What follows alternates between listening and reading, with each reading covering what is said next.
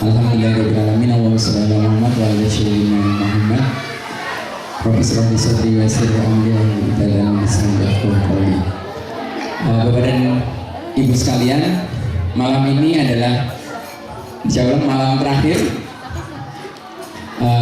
acara camping rohani ini, karena insya Allah besok kita akan mengakhiri. Tapi jangan khawatir, masih ada beberapa kesempatan lagi sebelum kita berpisah dengan Ustadz. Maksudnya Ustadz kan insya Allah besok Senin akan kembali ke tanah air, tapi sebelumnya kita masih ada beberapa kesempatan, yaitu malam ini, kemudian besok pagi pada subuh, dan setelah qiyamul lail, salat tahajud bersama, kemudian pada subuh, serta siang hari mungkin terutama khusus untuk ibu-ibu. Kemudian juga ada acara di Rokli ya Pak ya, ada acara di Rokli untuk hari Minggu malam, Minggu sore. Untuk keterangan selanjutnya lebih detail nanti akan kami informasikan. Jadi insya Allah kita masih ada sekitar 4 kesempatan lagi untuk menimba ilmu, menyadap informasi dari Pak Ustadz kita, Ustadz Salim. Malam ini kita juga kedatangan pembicara tamu, yaitu Pak Dodi dari perwakilan dari Garuda Indonesia, yang alhamdulillah sudah bersedia mendukung kita terutama dalam kegiatan camping rohani ISP 2014 ini. Terima kasih. Kita berikan aplaus sekali lagi Pak yang bersama-sama. Terima kasih. Salah satu bentuknya yaitu kehadiran Ustadz Salim di sini atas dukungan penuh dari Garuda Indonesia. Sekali lagi terima kasih kepada Pak Dodi atas mengucapkan. Untuk itu kami persilahkan mungkin dari Pak Dodi untuk menyampaikan sepatah dua patah kata yang nanti akan dilanjutkan dengan tausiah dari Ustadz Salim. Terima kasih Pak Dodi. Terima kasih. Assalamualaikum warahmatullahi wabarakatuh. Bapak-bapak, ibu-ibu sekalian, malam ini saya sebagai wakil dari Garuda Indonesia mengucapkan selamat datang mungkin bagi bapak dan ibu-ibu sekalian belum pernah bertemu dengan saya atau baru kali ini mungkin melihat saya.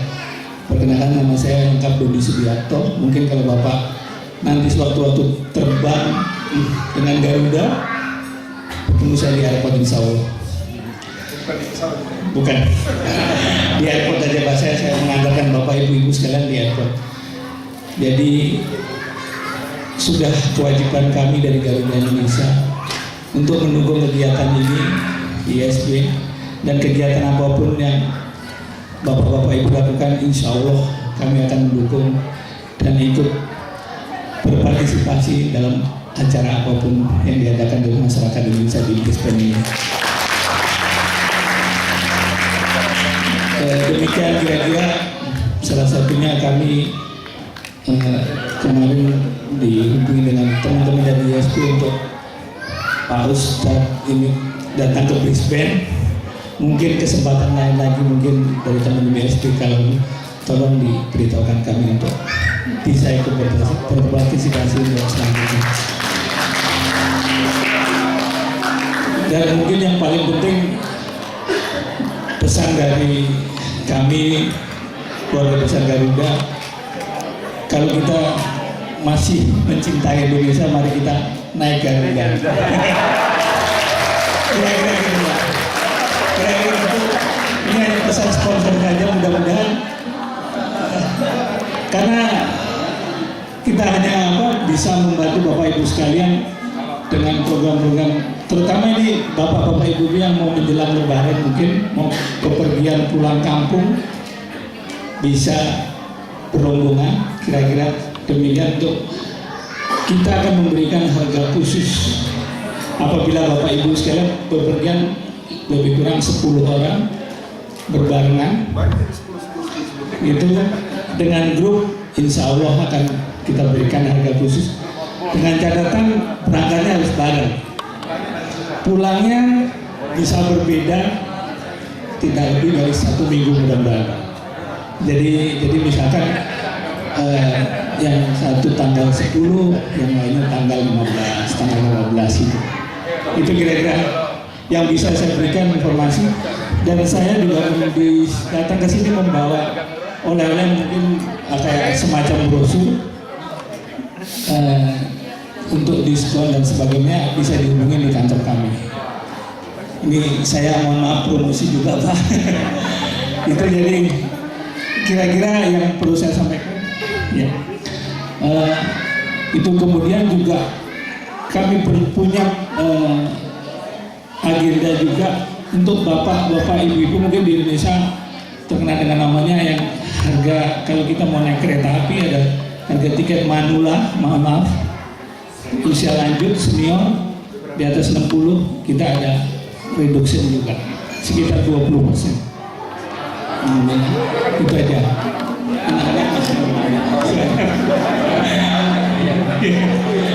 Itu kira-kira. Jadi sekali lagi saya juga mengucapkan terima kasih bapak-bapak, ibu sekalian. Masih berharap dengan Garuda akan terbang lebih tinggi lagi, dan mohon doa-doa restunya dari bapak ibu sekalian agar Garuda bisa terbang lebih tinggi lagi. Saya kira harapan dari saya, dari perwakilan Garuda Indonesia, semoga acara ini lebih sukses lagi dan kedepannya lebih meriah, dan mungkin pesertanya mungkin lebih banyak lagi. Dari saya sekian, saya sampaikan sekali lagi terima kasih. Apabila ada yang masih kekurangan, mohon diinformasikan kepada kami untuk perbaikan kami selanjutnya. Terima kasih. Wassalamualaikum warahmatullahi wabarakatuh. Terima kasih Pak Dodi. Luar biasa sekali nih Garuda ini ya. Jadi memberikan diskon dan kemudahan buat kita, termasuk sebagai komunitas Indonesia di sini juga memberikan support dalam bentuk kegiatan-kegiatan yang kita lakukan. Dan satu lagi juga ada kenang-kenangan dari Garuda untuk Pak Ustadz. Ini mohon kamera disiapkan. Yang menyerahkan Pak Dodi nanti, bukan jelas bukan saya ini. Saya nampang dulu. Oh dibuka aja. Buka lagi dah, sorry. Silakan.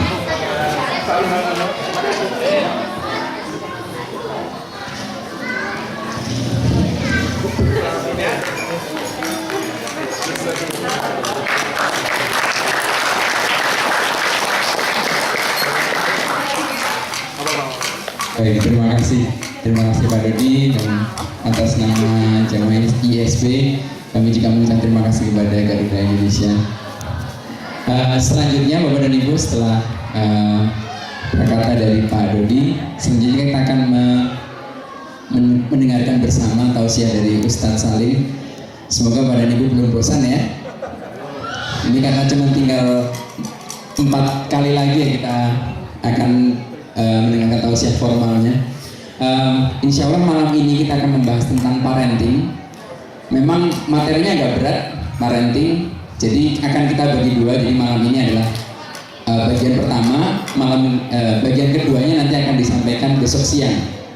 Khususnya nanti pada saat kesempatan tausiah khusus ibu-ibu nanti. Nah, jadi oh iya maaf, koreksi, kelanjutannya akan disampaikan ba'da subuh. Gitu. Jadi malam ini karena kita akan terhentikan pada sekitar pukul 8:30 untuk mengikuti api unggun, maka malam ini kita akan full tausiah saja tanpa ada tanya jawab. Sementara tanya jawabnya besok subuh, ba'da subuh. Gitu. Jadi kalau Bapak dan Ibu ada pertanyaan silahkan dicatat dulu, apa ditulis, catat di mana saja, di kertas maupun diingat-ingat, nanti silahkan disampaikan ba'da subuh. Baik, tanpa memperpanjang kata, saya persilakan untuk Ustaz menyampaikan tausiahnya. Alhamdulillah, salatu wassalamu ala rasulillah, wala hawla wala quwwata illa billah. Assalamualaikum warahmatullahi wabarakatuh. Puji syukur kepada Allah Subhanahu wa taala, dengan pujian yang sempurna. Mudah-mudahan kita semua senantiasa memperoleh rahmat dan ridha-Nya, kelak dipertemukan bertetangga di dalam surga-Nya. Jazakumullah khairan kepada Garuda Indonesia. Sudah lebih dari 4 tahun jadi frequent flyer platinum, tapi baru sekarang dikasih kaos. Terima kasih Pak. Dan saya mengapresiasi banyak hal yang akhir-akhir ini, beberapa tahun ini, Quantum Leap yang dilakukan oleh Garuda luar biasa. Saya sangat mengapresiasi dan saya sudah cukup beberapa membandingkan dengan layanan dari maskapai-maskapai lain, dan memang perubahan-perubahan yang ada sekarang patut diacung jempol. Terima kasih Garuda Indonesia. Baik, Bapak Ibu yang dirahmati Allah Subhanahu wa taala, saya agak feedback sepertinya suaranya. Boleh maju dikit? Ya. Oh, justru maju feedback ya. Oke. Tes. Bapak Ibu yang dirahmati oleh Allah Subhanahu wa taala, salah satu ayat terbaik yang diabadikan oleh Al-Qur'anul Karim ketika mendidik putra-putranya adalah Luqman. Dan apa yang disampaikan oleh Luqman ketika mendidik putranya ini menjadi sebuah kaidah besar bagi kita ketika kita juga hendak membesarkan anak-anak kita. Abadi seorang Luqman menanamkan nilai-nilai agung dengan sebuah tertib yang sangat indah di dalam Al-Qur'anul Karim. Pertama-tama Allah Subhanahu wa taala memuji Luqman sebagai seorang yang hakim, seorang yang penuh dengan kebijaksanaan. Allah mengatakan, "Walaqad ataina Luqmanal hikmata an yashkur lillah." Dan sungguh telah kami berikan kepada Luqman sebuah hikmah agung, kebijaksanaan yang sangat mulia, yaitu an yashkur lillah, hendaklah bersyukur kepada Allah Subhanahu wa taala. Maka asas pertama bagi siapapun yang akan mewariskan nilai-nilai agung kebaikan kepada anak-anaknya adalah dia membesarkan anak-anaknya dalam sebuah suasana syukur kepada Allah Subhanahu wa taala. Sebab anak itu adalah anugerah yang sangat besar dan mahal yang tidak semua orang dikaruniai dengan anugerah itu. Hatta ibunda kita yang mulia Aisyah radhiyallahu anha, istri Rasulullah SAW, betapa berharapnya dia mendapatkan seorang keturunan dari manusia yang paling agung, dari Muhammad SAW, tetapi Allah tidak memberi.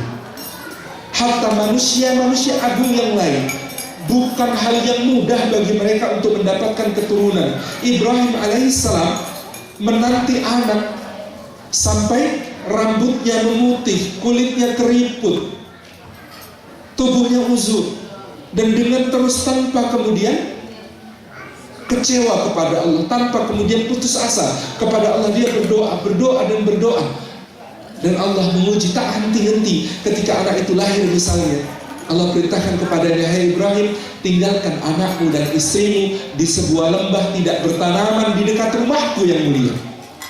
Ketika anak itu tumbuh dewasa pada usia yang cukup untuk membantu orang tuanya, menjadi qurrata a'yun, permata yang sangat indah dipandang bagi orang tuanya, Allah perintahkan lagi, "Hai Ibrahim, sembelih putramu."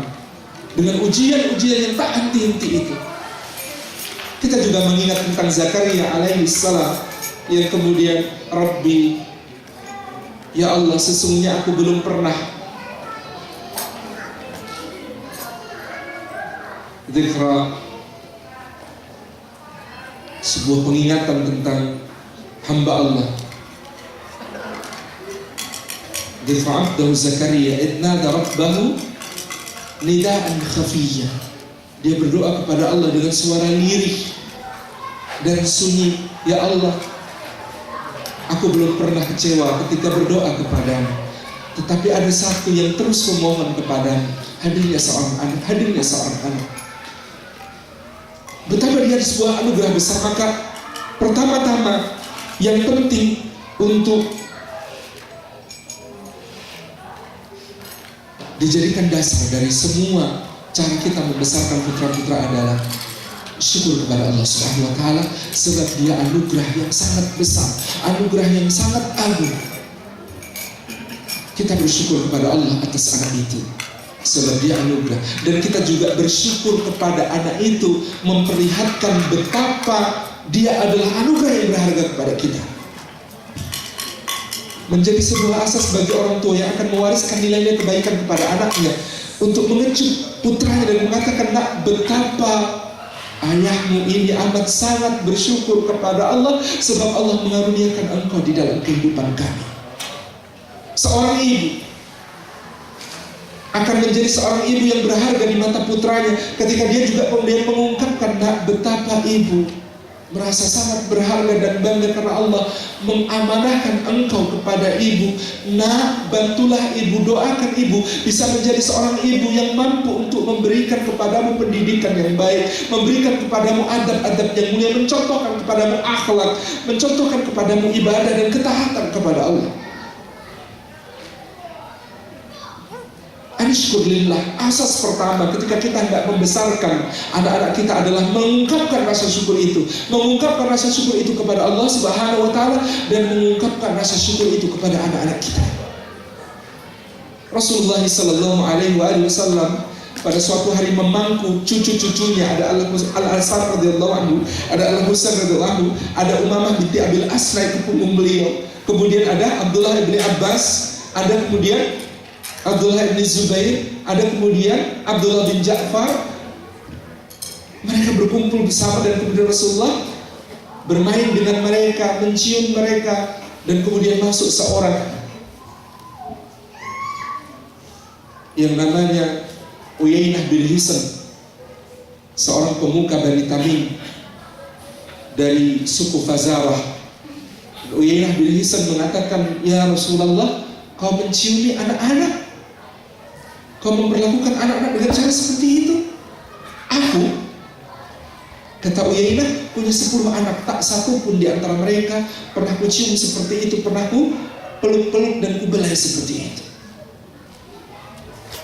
Ketika itu anggapan bangsa Arab, kalau anak disayangi dengan cara seperti itu akan jadi manja, akan kehilangan keberanian, akan kehilangan nyali, akan kehilangan sifat jantan dan pemberani. Tetapi Rasulullah mengatakan, apa dayaku kalau Allah mencabut rahmatnya dari hati. Alhamdulillah. Pertama-tama mengungkapkan syukur itu adalah sebuah keindahan yang paling agung. Nabi ketika dipuji, maka dia akan memuji anak-anak yang dicintainya itu. Pada suatu hari Al-Husain radhiyallahu dan Al-Hasan naik ke punggung beliau, menjadikan beliau kuda-kudaan berputar-putar di rumahnya. Abu Hurairah masuk dan mengatakan, wahai dua pemuda yang indah, betapa dahsyatnya tunggangan kalian. Tunggangan kalian itu tunggangan terbaik di langit dan bumi. Kenapa? Karena Rasulullah dinaikin oleh cucu-cucunya itu. Maka Nabi Sallallahu Alaihi Wasallam mengatakan dengan tersenyum kepada Abu Hurairah, dan penunggannya juga adalah para penunggang yang dirindukan oleh surga Allah Subhanahu Wa Taala. Ungkapan syukur itu adalah asas. Apapun yang akan kita tanamkan kepada putra-putri kita, membuat mereka merasa berharga di dalam hatinya. Nah, betapa engkau adalah anugerah yang takkan mungkin terbeli. Ada sebuah perbincangan yang di-share kepada saya oleh seorang kawan. Ada seorang anak bertanya kepada ibunya, Mami, itu perhiasan-perhiasan di kotak itu akan mami titipkan enggak? Enggak sayang. Itu dititipin ke Binah enggak? Enggak sayang. Ini kan barang berharga, jangan dititipin ke Binah dong. Kata sang anak, kalau begitu aku enggak berharga ya, aku tiap hari dititipin ke Binah. Bayangkan kalimat itu. Beneran ya? Allahu Akbar. Tetapi rasa syukur itu memang harus diungkapkan. Betapa berharganya mereka, betapa mereka tak bisa, adalah anugerah yang kemudian tidak ternilai dibandingkan apapun juga. Alhamdulillah. hikmah terbesar yang dikaruniakan Allah kepada Luqman adalah kemampuan untuk bersyukur dan kemampuan untuk menampakkan rasa syukur itu kepada anak-anaknya. Wa may yashkur fa innama yashkuru li nafsi. Sesiapa bersyukur, kalau dia bersyukurnya kepada Allah Subhanahu wa taala, sebenarnya dia bersyukur untuk dirinya sendiri. Sebab Allah Maha Kaya, Maha Sempurna. Maka setiap seorang bersyukur, syukur itu tidak akan menambah kepada Allah, tetapi justru menambah kepada dirinya. Keagungan Allah ini tidak terbatas, maka berapapun kita bersyukur, tidak sama sekali tidak signifikan untuk menambah keagungan Allah Subhanahu wa taala, tetapi Dia yang kemudian mencurahkan karunia, menambahkan nikmat dengan syukur kita itu. Maka kata Umar bin Abdul Aziz rahimahullah taala, kemampuan bersyukur adalah nikmat yang lebih besar daripada nikmat yang disyukuri itu. Kemampuan bersyukur adalah nikmat yang lebih besar daripada nikmat yang disyukuri itu. Kita mampu mensyukuri nikmat kesehatan, maka mensyukuri nikmat kesehatan adalah nikmat yang lebih besar dari kesehatan itu sendiri. Dan ketaatan kepada Allah adalah nikmat yang jauh lebih besar, yang kadang-kadang luput disyukuri. Ada orang punya banyak masalah, kemudian jadi rajin salat tahajud. Lalu setelah dia rajin salat tahajud, masalahnya kemudian menjadi ringan, terurai, dimudahkan oleh Allah. Dia mensyukuri dimudahkannya masalahnya, selesai persoalannya. Dia lupa ada yang lebih berharga untuk disyukuri. Apa itu? Kemesraan dengan Allah di dalam tahajudnya. Itu jauh lebih tidak ternilai daripada sekedar selesainya masalahnya. Ada orang kemudian dia rezekinya seret, lalu dia kemudian disarankan banyak istighfar, karena banyak istighfar itu membersihkan sumbatan-sumbatan rizki, sumbatan-sumbatan jalan rizki. Banyak istighfar, lalu dia banyak beristighfar, lalu kemudian rizkinya lancar, lalu dia kemudian bersyukur atas rizkinya yang lancar. Tapi kadang dia lupa mensyukuri istighfarnya, sebab istighfar itu jauh lebih berharga daripada rizki yang jadi lancar itu. Sebab apa? Diampuni dosa itu tidak dapat dibayar dengan rizki sebanyak apapun. Ada orang bersedekah, rajin bersedekah, lalu ternyata Allah memberikan kelipatan kepadanya, dibalas dengan kelipatan 10 kali lipat besarnya. Dia mensyukuri 10 kali lipat balasan itu, tetapi dia luput mensyukuri kemampuan bersedekahnya, karena sejatinya yang 10 kali lipat itu masih ujian lagi. Semua balasan amal saleh kalau di dunia hakikatnya masih ujian lagi, belum selesai, belum khatam. Tetapi kesyukuran itu adalah sebuah hal yang sangat besar, sangat agung. Kemampuan kita untuk mengenali hal yang sepatutnya disyukuri adalah hikmah yang sangat besar, dan mensyukuri anak kita adalah bagian dari hikmah yang sangat besar itu. Betapa berharganya seorang anak yang menegakkan punggung orang tuanya, meskipun itu merepotkan. Umar bin Abdul Aziz rahimahullah ta'ala diangkat menjadi khalifah ba'da Sulaiman bin Abdul Malik wafat. Seharian dia mengurusi jenazah Sulaiman bin Abdul Malik, lalu dia kelelahan, dia beristirahat di rumahnya. Sang anak Abdul Aziz, sang anak namanya Abdul Malik bin Umar bin Abdul Aziz, mendatanginya. Ayah, apa yang kau lakukan? Aku mau istirahat sejenak. Kapan ayah akan mengurusi harta-harta masyarakat yang dizalimi, masyarakat yang dipenjara karena kezaliman, dan orang-orang yang kemudian mengetuk pintu khalifah tetapi selama ini belum mendapatkan jawaban atas persoalannya? Insya Allah aku laksanakan besok lah, kata sang anak. Ayah, berikan jaminan kepada kami bahwa engkau masih hidup sampai besok pagi. Gemetar Umar bin Abdul Aziz, dia bangun dan mengatakan, nah, segala puji bagi Allah yang mengaruniakan seorang anak yang membantu ayahnya untuk mentaati Allah. Baik, akan aku laksanakan sekarang juga, sebab aku tidak bisa menjamin hidup sampai besok pagi. Bapak Ibu yang dirahmati Allah, anishkurillah adalah hikmah terbesar yang dikaruniakan Allah kepada seorang hamba, kemampuan untuk bersyukur kepada Allah Subhanahu wa ta'ala. Maka Allah mengatakan, wa qalilan min ibadiyas syakur, sedikit sekali hambaku yang pandai bersyukur. Sedikit sekali hambaku yang pandai bersyukur.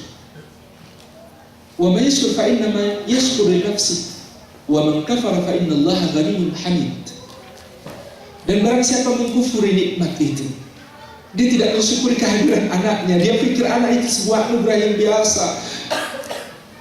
Dia menganggap anak itu sebagai beban. Dia menganggap anak itu sebagai sebuah hal yang merepotkan. Dia menganggap anak itu sebagai sesuatu yang kemudian menyusahkan.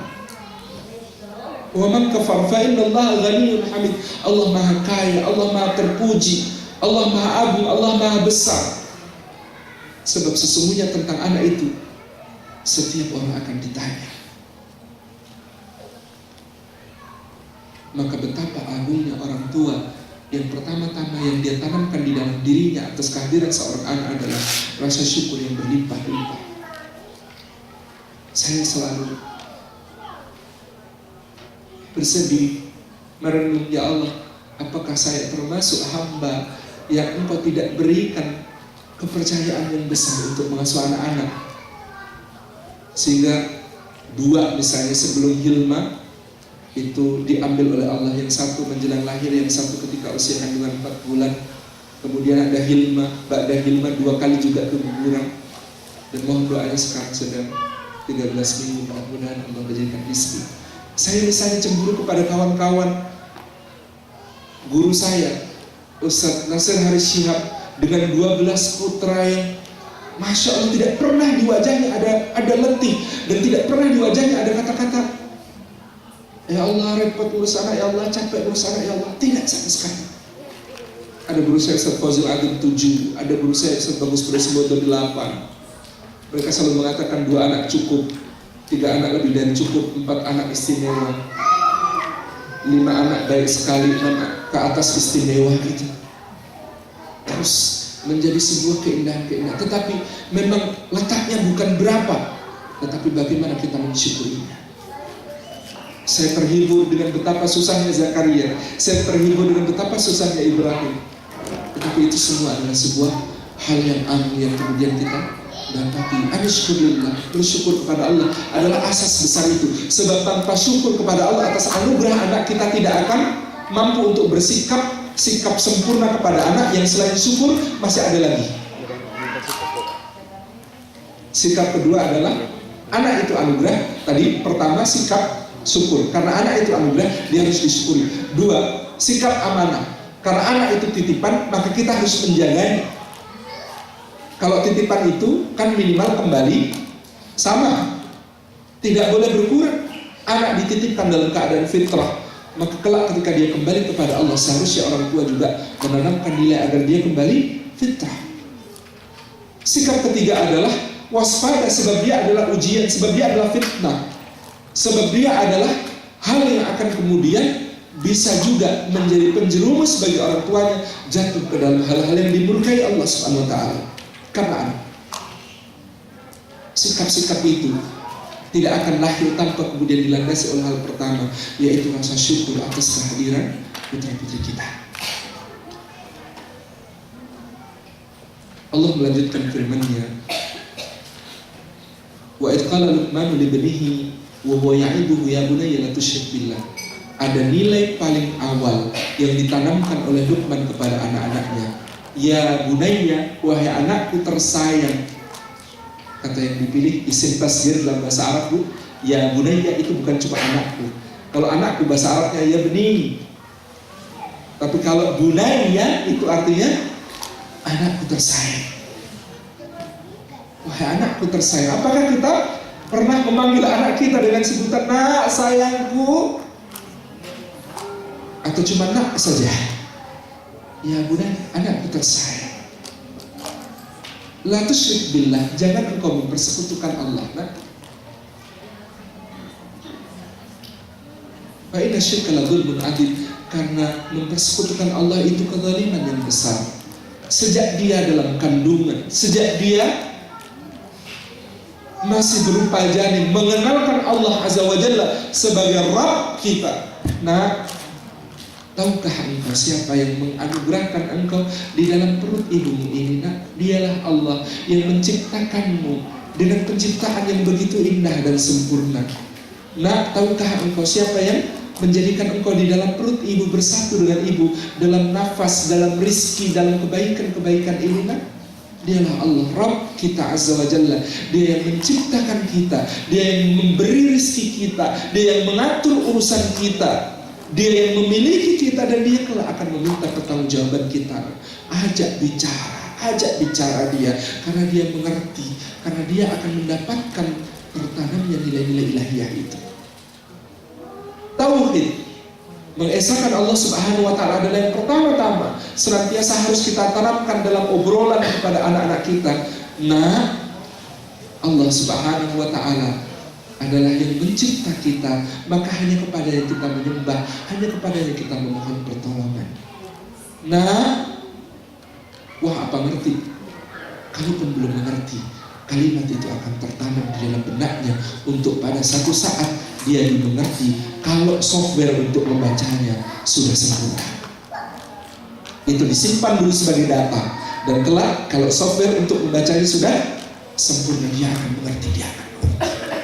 Nah, tidak patut bagi kita, sebab Allah yang mengerunikan nafas kepada kita, yang mendetakkan jantung kita, yang mendenyutkan nadi kita, yang mengedarkan darah kita, yang membuat kita bisa berjalan, yang membuat otot-otot kita bergerak, yang membuat kemudian tulang-tulang kita kemudian diperjalankan, yang membuat mata kita melihat, yang membuat kita kemudian bisa mendengar, yang membuat lisan kita berbicara, hanya Allah semata. Maka tidak patut bagi kita kecuali mengabdi kepadanya sepanjang usia kita. Nah, ingatlah itu. Ini pesanan dari ayahmu, ini pesanan dari ibumu. Nilai paling awal yang harus ditanamkan kepada anak kita, ya bunayya la tusyrik billah inna syirka la zulmun adzim.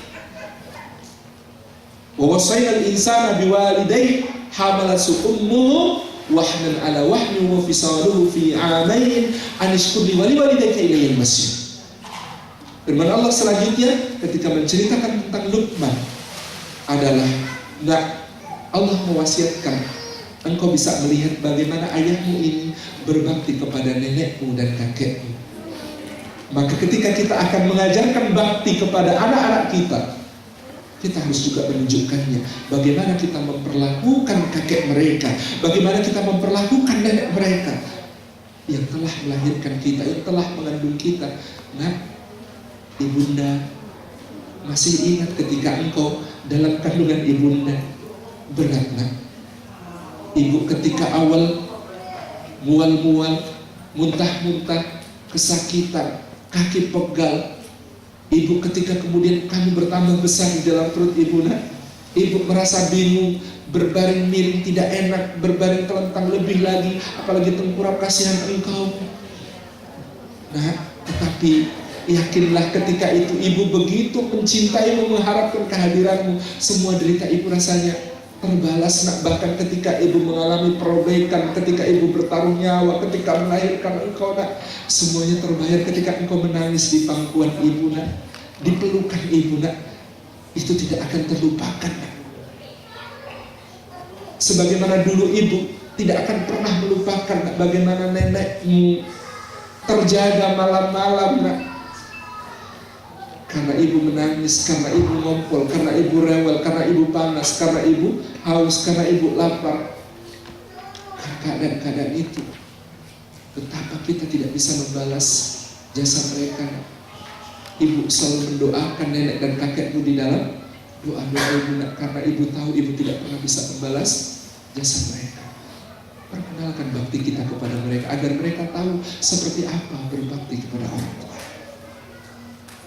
Hamalsu ummuhu wahnan ala wahnin wa fisaluhu fi 'amayn an ishkur li wa liwalidayka ilal masir. Nak, tahukah engkau bahwasanya mensyukuri orang tua, nak, itu digandengkan dengan bersyukur kepada Allah. Maka kalau kita menjadi anak, seperti ibu menjadi anak bagi kakek dan nenek, nak, mensyukuri Allah harus teriring selalu dengan mensyukuri orang tua, mencium tangan mereka, memuliakan mereka, mendengarkan mereka, menyimak mereka. Meskipun nenek kamu tahu ceritanya diulang-ulang, nak. Meskipun kamu tahu, Kak, kakekmu itu menceritakan satu peristiwa bisa setiap hari 3 kali, nak. Tetapi dengarkan mereka, nak, karena mereka memang menceritakan itu dalam sebuah kebanggaan, dalam sebuah cinta, dalam sebuah pengajaran untuk kita. betapa hebatnya, betapa agungnya mereka ketika dulu membesarkan kita. Kita juga berceloteh yang itu saja, menangis yang itu saja. Maka kita sabar tentang ini karena mereka jauh lebih sabar tentang kita dulu ketika kecil. Kenalkan bakti kepada orang tua itu sebagai asas ketiga setelah syukur, setelah tauhid. Bakti kepada orang tua kita adalah asas bagaimana kita mendidik anak-anak kita. Kalimat selanjutnya, Luqman mengatakan kepada bunayya, ya bunayya, innaha in taku mithqala habbatin min khardalin fatakun fi sakhra aw fis samawati aw fil ard ya'ti biha Allah innallaha latifun khabir. Kalau ada benda sekecil biji zarrah, biji sawi yang sangat mungil, dia tersembunyi di dalam batu, atau ada di satu tempat di salah satu petala langit, atau dia ada di dalam bumi, tertimbun-timbun berbagai lapisan, maka sesungguhnya Allah akan mendatangkannya, nak. Allah akan memberikan balasannya, nak. Maka kita ini semuanya, nak, satu, Allah Maha melihat dimanapun kita berada. Tidak ada yang tersembunyi di muka bumi ini dari penglihatan Allah, dari pengawasan Allah, dari kebersamaan dengan Allah. Tanamkan pada dirimu, nak, kata Luqman kepada anaknya, bahwasanya Allah senantiasa bersamamu, Allah senantiasa melihatmu, Allah senantiasa mendengarmu. Dan nak, setiap amal perbuatanmu dicatat oleh Allah dan akan dibalas oleh Allah. Meskipun ibu tidak melihat, meskipun bapak tidak melihat, meskipun gurumu di sekolah tidak melihat, meskipun ustadzmu tidak melihat, ustadzahmu tidak melihat, nak, tetapi ingat Allah melihatnya. Nah, kalau ibu tidak bisa memberikan balasan atas kebaikanmu, ingatlah Allah yang akan membalasnya. Kalau ayahmu ini tidak bisa membalas kebaikanmu, nak, Allah yang akan membalasnya. Sebaliknya kalau kamu berbuat buruk, meskipun ibumu tidak tahu, ayahmu tidak tahu, gurumu tidak tahu, ustadzmu tidak tahu, ustadzahmu tidak tahu, Allah Maha tahu, nak. Allah tetap akan mendatangkan balasan itu. Inilah asas amal saleh yang perlu kita tanamkan kepada anak kita, bahwa segala-galanya untuk Allah Subhanahu wa taala. Bukan mengatakan kepada mereka, nak, kalau kamu bisa hafal juz 30, kamu dapat sepeda baru. Bukan mengatakan kepada mereka, nak, kalau kamu bisa selesaikan PR itu dan dapat nilai bagus dari guru, maka kita liburan ke Bali. Bukan melarang liburan ke Bali. Silakan liburan, silakan memberikan hadiah. Tetapi yang perlu ditanamkan pertama-tama kepada anak kita bukan kemahakuasaan kita sebagai orang tua yang bisa membalas setiap prestasinya, yang bisa menghukum setiap kesalahannya. Yang perlu kita tanamkan kepada dia adalah, nah, ada Allah dimanapun kamu berada. Ada Allah yang menanamkan kepadamu balasan atas setiap perbuatanmu, baik maupun buruk. Dia melihat, mencatat, dan memberikan balasannya, sempurna balasannya. Nah, ibumu cuma bisa memberikanmu sepeda, tetapi Allah akan memberikan kepadamu surga yang seluas langit dan bumi, yang penuh kenikmatan dengan keridhaannya. Nah, ibumu mungkin marah kepadamu, tetapi marah ibumu tidak ada apa-apanya ketika kamu melakukan kesalahan, daripada ketika kamu sembunyikan kesalahan itu dari kami, lalu Allah Subhanahu wa taala tidak ridha kepadamu, lalu Allah yang murka kepadamu. Nah, Allah di atas segala-galanya, bukan bapak, bukan ibu. Bapak tak pernah bisa melihatmu selama 24 jam. Banyak waktumu yang tidak bersama bapak, sehingga bapak tidak mengerti apa-apa tentang dirimu. Bapak, ketika engkau pergi dari bapak, selalu bapak titipkan engkau kepada Allah. Ya Allah, itu anakku, engkau yang mampu menjaganya, engkau yang mengawasinya, engkau yang melihatnya, engkau yang mendengarnya. Bapak selalu katakan itu kepada Allah. Maka ingat selalu bahwa Allah bersamamu, Allah mendengarmu, Allah melihat. Asas selanjutnya dari mendidik anak-anak kita adalah menanamkan kebersamaan Allah Subhanahu wa taala dengan mereka, dan menanamkan pada mereka bahwa setiap amal mereka dibalasi dengan sempurna oleh Allah Azza wa Jalla, bukan oleh kita orang tua. Nah, jangan berharap apa-apa dari bapak dan ibumu. Bapak dan ibumu makhluk yang lemah. Bapak dan ibumu tidak punya kuasa apa-apa. Bapak dan ibumu bukan orang yang kemudian bisa menghadirkan segala hal yang membahagiakan kamu. Yang bisa membuat kamu bahagia dengan sempurna hanya Allah Subhanahu wa taala. Ingat satu hal. Kata Luqman, ya bunayya innaha in takun mithqala habbatin min khardalin fatakun fi sakratin aw fis samawati aw fil ardi ya'ti biha Allah innallaha latifun khabir. Nah, ingat, Allah bersamamu dimanapun di muka bumi ini, di petala langit manapun.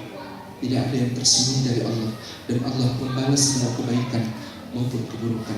Ini yang perlu ditanamkan kepada anak kita. Maka mengapa Nabi Sallallahu Alaihi Wasallam mengatakan kepada kita, perintahkan anakmu untuk sholat umur berapa? Umur berapa memerintahkan anak sholat? 7. Jadi sebelum 7 diperintahkan apa? 7. Sebelum 7 adalah waktu yang paling dahsyat untuk menanamkan hal-hal yang sudah saya sebut di muka.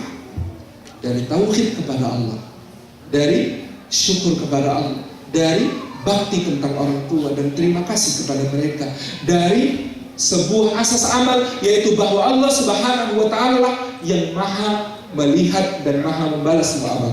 Baru sesudah itu ajarkan kepada mereka perintah salat, ibadah, puasa, dan lain sebagainya. Sebab kenapa Rasulullah meminta kita memerintahkan anak sholat di umur 7 tahun?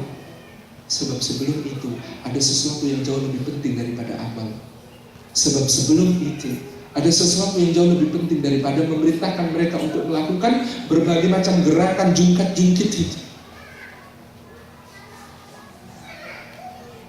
Islam ini adalah sebuah dada yang penuh dengan keyakinan kepada Allah jauh sebelum rakaat-rakaat salat. Itu yang kita tanamkan kepada mereka. Pernah suatu hari ada seorang ibu datang ke rumah kami. Ustaz, tolong, anak saya ini belum mau sholat padahal sudah 11 tahun dan sudah kemudian mulai sepertinya dalam beberapa bulan ke depan akan masuk tanda-tanda kedewasaannya. Gimana? Saya bertanya kepada ibu, Bu, sudah dikenalkan tentang sholat? Sudahkah diperintahkan? Oh, dari kecil, Ustaz. Dari kecil sudah saya berikan mukena, sudah saya suruh sholat. Saya bertanya, sekecil apa? 2 tahun sudah saya berikan mukena, 2 tahun sudah saya suruh sholat. Waduh, jangan-jangan errornya di situ. Saya tanya, Bu, dulu waktu ngenalin sholat ke anak, maksudnya waktu nyuruh dia sholat, kalau dia gangguin ibu sholat, ibu apain? Kadang-kadang saya cubit, saya marahin itu. Nah, ini lagi sholat, lagi ibadah sama Allah, jangan diganggu, penting tahu. Maka ibu kita ini mengenalkan kepada anaknya sholat sebagai sebuah horor. Itulah yang membekas di dalam dadanya, di dalam hatinya. Sholat itu horor. Ibu saya kalau pas sholat jadi galak dan kejam, nyubit, nyiwel, luar biasa, mengerikan ketika sholat. Betapa berbedanya kita dengan Nabi Sallallahu Alaihi Wasallam ketika salat, menggendong cucunya Ummah binti Abil As ketika berdiri, diletakkan ketika ruku, dipangku lagi ketika duduk, diletakkan lagi ketika sujud, dibawa ke atas lagi, digendong ketika berdiri. Di dalam fikih ada pembahasannya bagaimana tata cara salat sambil menggendong anak. Betapa berbedanya kita dengan Rasulullah SAW yang pada satu hari menggegerkan para sahabat. Kenapa? Karena sujudnya lama sekali. Kata Ibnu Abbas, ketika itu kami berpikir yang bukan-bukan tentang Rasulullah. Maksudnya, kata Imam Nawawi dalam Sharh Sahih Muslim, Ibnu Abbas mengatakan bahwa para sahabat jangan-jangan Rasulullah wafat pas sujud. Sujudnya lama sekali, nggak bangun-bangun. Baru sudah beliau bangun, lalu kemudian tahiyat dan salam. Ketika salam Rasulullah menjelaskan, mohon maaf tadi sujud kita lama sekali karena Husain naik ke punggungku menjadikan aku kuda-kudaan. Aku tidak ingin memutus kesenangannya, maka aku biarkan sampai dia puas dan turun dengan sendirinya. Baru sudah itu aku bangkit dari sujud. Maka Husain radhiyallahu anhu kelak dikenal salah satu julukannya adalah As-Sajjad, orang yang banyak sujudnya. Karena sujud itu kenangan manis ketika dia kecil. Karena sujud itu bisa dinaikin sampai puas. Salat itu tertanam sebagai sesuatu yang sangat indah di dalam batinnya. Sementara banyak di antara kita mengenalkan kepada anak-anak kita salat sebagai sebuah horor. ibadah sebagai sebuah hal yang mengerikan. Betapa jauh kita dari Rasulullah sallallahu alaihi wasallam. Bapak Ibu yang dirahmati Allah, maka perintah Luqman selanjutnya, ya bunayya aqimis salat, nak tegakkan salatnya. Sesudah berhasil menanamkan la tusyrik billah, menanamkan bahwa nak jangan mempersekutukan Allah, menanamkan bahwa nak syukur kepada Allah dan syukur kepada orang tua, nak bahwasanya semua amal kita itu dibalasi oleh Allah, bukan oleh bapakmu, bukan oleh ibumu. Maka baru sudah itu Luqman memerintahkan putranya, ya bunayya aqimis salah, nak tegakkan salat. Ya bunayya aqimis salah wa'mur bil ma'ruf wanha 'anil munkar wasbir 'ala ma asabak inna dzalika min azmil umur. Nak tegakkan salatnya. Jadilah engkau imam di dalam hal-hal yang baik di tengah teman-temanmu. Jadilah engkau pemberi perintah kepada yang ma'ruf, sebab kamu telah terlebih dahulu melakukannya. Ingat, engkau tidak bisa memerintahkan yang ma'ruf kalau engkau belum melaksanakannya.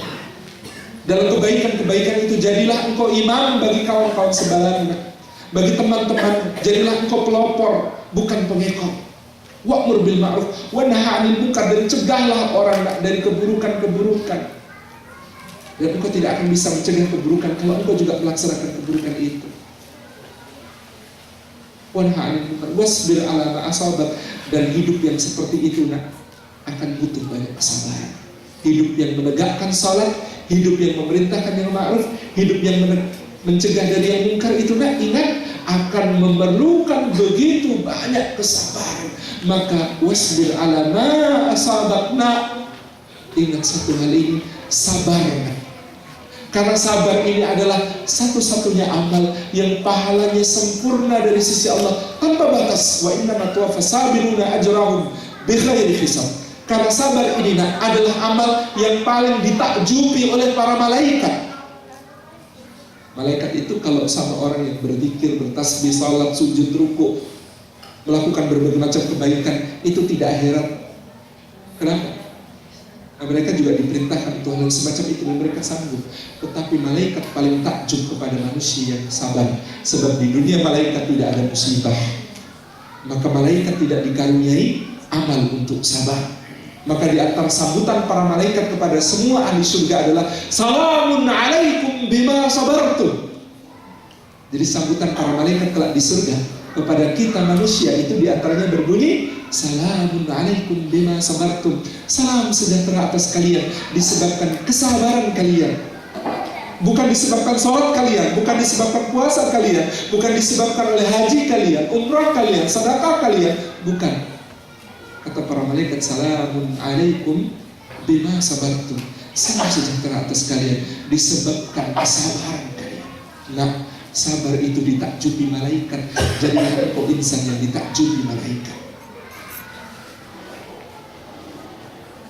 Inna dzalika min azmil umur. Nah, ini semua adalah urusan yang diwajibkan oleh Allah Subhanahu wa taala.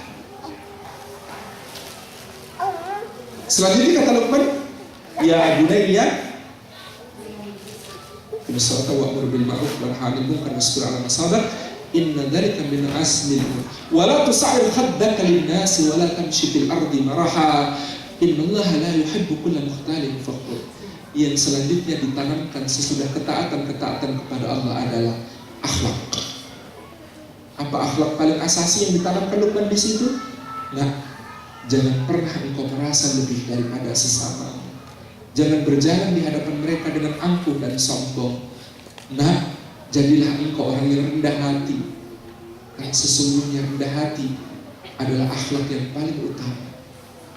Karena sesungguhnya tawadhu adalah akhlak paling puncak dari semua hamba Allah. Hatta Nabi-Nya sallallahu alaihi wasallam dikatakan kepada beliau, wa fid janaha kalimanit taba'aka minal mu'minin. Nabi itu manusia paling sempurna, tetapi kata Allah kepada dia, dan jadilah engkau wahai Rasul orang yang merendahkan dirimu di hadapan orang-orang yang mengikutimu. Sebab pada kerendahan tidak ada lagi tempat untuk jatuh. Sebab pada kerendahan hati Cinta itu mengalir, sebab cinta mengalir dari hati yang tinggi kepada hati yang lebih rendah, seperti air mengalir dari tempat yang tinggi ke tempat yang rendah. Semakin engkau merundukkan diri, engkau akan menjadi semakin yang paling dicintai. Wala tus'al khaddaka linnas wala tamshi fil ardi maraha. Akhlak paling utama tanamkan dalam dirimu. Kalau engkau bertemu yang lebih tua, katakan kepadamu, orang ini balanya lebih dahsyat daripada saya. Kalau ketemu dengan yang lebih muda, katakan kepada orang ini dosanya lebih sedikit daripada saya. Teruslah hidup dengan seperti itu. Karena sesungguhnya di antara orang yang zuhud itu, cirinya kata Hasan Al-Basri adalah setiap orang yang ketika bertemu dengan orang lain mengatakan beliau lebih utama daripada saya, itulah hamba sejati. Akhlak yang harus kamu tanamkan adalah rendah hati, tidak menyombongkan diri, tidak merasa lebih baik daripada orang lain. Sebab kalimat ana khairun minhu, saya lebih baik daripada dia, adalah kalimat warisan iblis.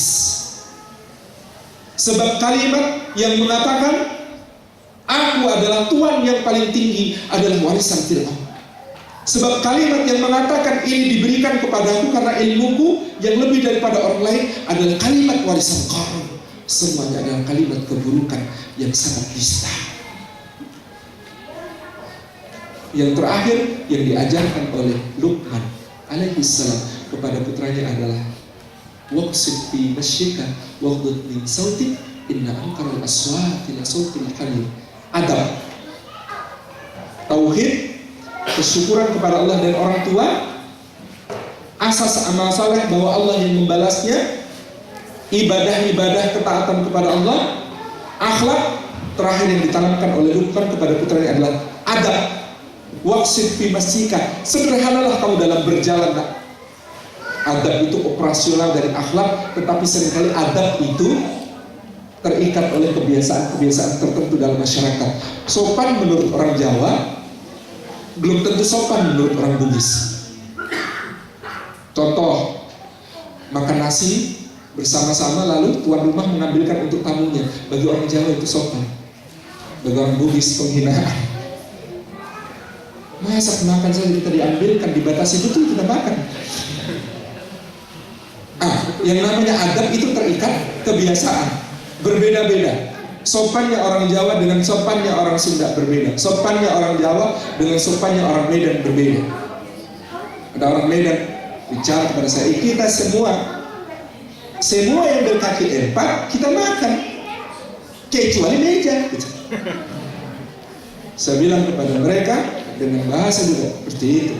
Aku ini kalau tak punya agama, kau pun kumakan gitu. Adab ukurannya berbeda-beda, tetapi akhlak itu universal.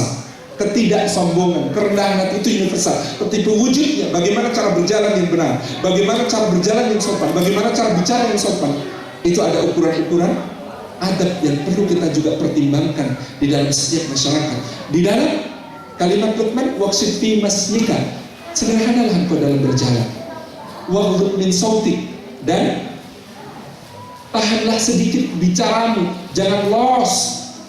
Nah, ini ukuran di tempat Luqman. Tentu saja mungkin beda dengan di Bima, tempat abang saya Fahri Hamzah saya ngomong katanya memang harus teriak gitu. Karena kalau nggak teriak nggak dengar. Cara bicara berbeda. Dulu saya pertama kali ke Aceh, maaf Bu, mau tanya tempatnya rumahnya Ustadz Rozali sebelah mana ya? Siapa? Ustadz Rozali. Ustadz Rozali. Oh, mengucapkannya Rozali, bukan Rozali. Cara mengucapkan berbeda, bicara nada berbeda. Tetapi yang dikatakan Luqman kepada anaknya, waghdud min sautik, tahan sebagian suaramu. Fa inna ankaral aswati la sautul hamir. Karena suara yang paling jelek itu, ini ukuran di tempatnya Luqman, adalah suara keledai. Dulu saya membayangkan suara keledai memang jelek, tapi baru tahu ketika saya ke Gaza tahun 2012, ketemu keledai dan suaranya memang jelek Bu. Mohon maaf, saya tidak bisa menirukan. Itu ukurannya Luqman. Nak, suara paling jelek suara keledai. Itu ikatan budaya di daerah. Itulah adab. Sudah setengah 9 seperti yang dijanjikan. Mohon maaf, kita akan lanjutkan insya Allah pembahasan tentang parenting besok pagi pada subuh. Mohon maaf atas segala yang kurang berkenan. Saya kembalikan kepada pembawa acara, dan setelah ini insya Allah kita akan menuju ke Api Unggun untuk bersama memantapkan ukhuwah kita, merenungkan berbagai hal, tentu saja dengan benak kita masing-masing kita bisa mengenangkan, ya Allah, api di dunia seperti ini, api di sisimu, di neraka mungkin lebih dahsyat lagi, dan kami ya Allah memohon perlindungan kepadamu dari azab-Mu. Dan ini insya Allah mudah-mudahan juga menjadi satu semangat kita hari ini dalam renungan untuk menjadi orang tua terbaik, karena kelak ada orang tua yang di surga itu terkejut-kejut dan komplain terus sama Allah. Dalam sebuah hadis riwayat Imam Ahmad, ada orang tua yang baru menikmati surga pada suatu siang, lalu pada petang hari dia diangkat ke surga berikutnya, ke tingkat tapi lebih tinggi. Dia protes sama Allah, ya Allah, lah kami baru siang menikmati tadi, kok ini malam belum kami nikmati malam di surga yang tadi, kok ini sudah naik ke derajat berikutnya. Firman Allah kepada kedua orang tua itu, ini karena doa anakmu. Doa anakmu menjadikan engkau terangkat derajatmu satu tingkat di surga.